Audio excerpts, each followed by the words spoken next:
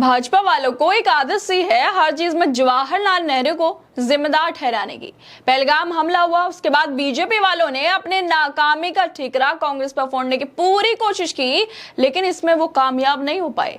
देश में कुछ भी हो तो बीजेपी के हिसाब से उन सब के लिए नेहरू जिम्मेदार होते हैं। देश के रक्षा मंत्री का एक ऐसा बयान सामने आया है जिसको लेकर सवाल उठने लगे हैं कि क्या अब भी नेहरू जिम्मेदार हैं, और ये सवाल इसलिए भी उठ रहे हैं क्योंकि रक्षा मंत्री राजनाथ सिंह ने ऑपरेशन सिंदूर का जिक्र करते हुए कह दिया, इस बार तो पाकिस्तान को भारतीय नौसेना की फायर पावर का सामना नहीं करना पड़ा, मगर दुनिया जानती है कि अगर पाकिस्तान ने इस बार कोई नापाक हरकत की तो हो सकता है कि इस बार ओपनिंग हमारी नेवी के हाथों से हो। लेकिन अगर ऑपरेशन सिंदूर में भारतीय नौसेना पूरी ताकत के साथ शामिल होती तो पाकिस्तान के 2 नहीं बल्कि 4 टुकड़े हो जाते। देशवासी तो इंतजार करते रह गए इस बात का कि खुद बीजेपी के नेता सुब्रमण्यम स्वामी भी पाकिस्तान के 4 टुकड़ों की बात करते रह गए, लेकिन जब हमारी सेना जीत के परचम लहराती है तो सीज फायर हो जाता है।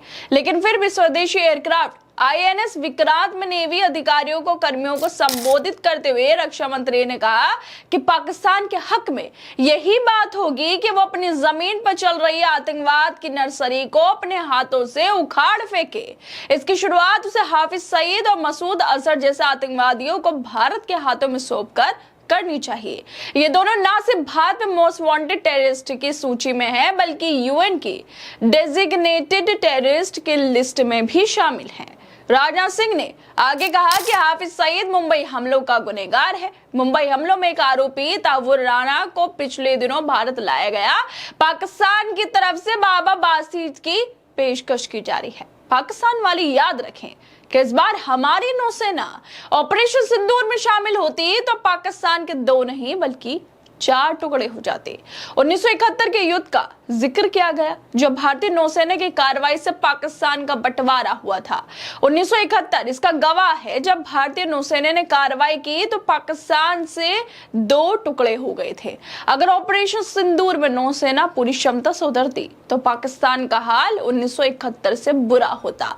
इस बार ऑपरेशन सिंदूर में भारतीय नौसेना को क्यों नहीं शामिल किया गया, ये तो राजनाथ सिंह ही सही बता सकते हैं। लेकिन जिस तरह से राजनाथ का ये बयान सामने आया है उस पर अब कांग्रेस की तरफ से ट्वीट जरूर आने लगे हैं, तंज कसे जाने लगे हैं। नेहरू को लेकर ट्वीट किए जा रहे हैं और ये ट्वीट कांग्रेस के वरिष्ठ नेता पवन खेड़ा कर रहे हैं, जो लिखते हैं कि नेहरू जी ने रोक दिया होगा। मतलब जो नौसेना को शामिल ना करने की बात राजनाथ ने की है उसको लेकर पवन खेड़ा कह रहे हैं कि नेहरू जी ने रोक दिया होगा।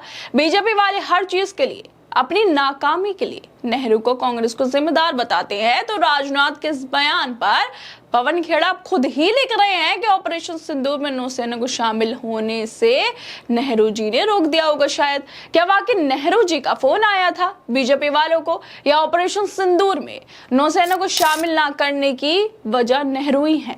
जब बीजेपी वालों को अपनी नाकामी छुपानी होती है तो वो नेहरू का नाम ले लेते हैं। शायद इस बार भी किसी बीजेपी के नेता का बयान आए कि इन सब के लिए नेहरू जिम्मेदार है। बीजेपी वाले पुरानी बातों को उठाकर और नेहरू को निशाना बनाकर हमेशा ही अपनी साख चमकाने की कोशिश करते रहते हैं। लेकिन दूसरी तरफ जब पहलगाम हमला हुआ तो हर किसी की जो नजरें थी वो नरेंद्र मोदी पर आकर टिक गई थी। देश में बीजेपी की सरकार है, भाजपा वाले कश्मीर में शांति की बातें करते हैं, लेकिन पुलवामा के बाद सबसे बड़ा हमला घाटी में हो गया। लेकिन इन सवालों का जवाब बीजेपी वालों के पास नहीं है। हर कोई पूछ रहा है पुलवामा के बाद इतना बड़ा जो ये पहलगाम में हमला हुआ है वो कैसा हो गया, कैसे सुरक्षा चूक हो गई, और इसी सुरक्षा के चूक पर सवाल उठाए जा रहे हैं। लेकिन इनका जवाब अभी तक जनता को नहीं मिल पाया, विपक्ष को नहीं मिल पाया।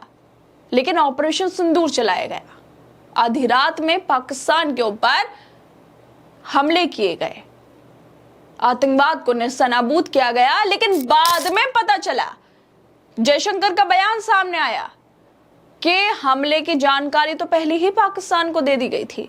मतलब भारत की जनता, विपक्ष, हर कोई सोचता रहा कि नरेंद्र मोदी की सरकार में पाकिस्तान में जो आतंकवाद फल फूल रहा है उसको करारा जवाब दिया गया है। लेकिन जयशंकर बोल गए कि हमने तो पहले ही हमले की जानकारी पाकिस्तान को दे दी थी कि हम आतंकी शिविरों पर, जो आतंकी कैंप हैं, उन पर हमला करने वाले हैं। सेना पर हमला नहीं करेंगे, लोगों पर हमला नहीं करेंगे, लेकिन हमला तो करेंगे। इस बात की जानकारी पहले पाकिस्तान को दे दी गई थी। तो फिर ये जो ऑपरेशन सिंदूर है, जिसकी वजह से जो भारत के लोगों का जो गर्व था, जो खुशी थी, वो फीके से भी पड़ गई। लेकिन फिर भी सवाल वही रहे कि आखिरकार सरकार ने ऑपरेशन सिंदूर के जरिए जवाबी कार्रवाई तो कर ली, लेकिन आतंकी कहां पर है? विदेश मंत्री जयशंकर ने कह दिया कि हमने आतंकियों की पहचान कर ली, लेकिन पहचान से क्या होगा जब वो अभी भी आजाद हैं। जो असली आतंकी है, जिन्होंने पहलगाम में गोलीबारी की, जिसकी वजह से 26 लोगों की मौत हो गई, उनके अपनों के सामने गोलीबारी की जा रही थी, वो आतंकी कहां पर है?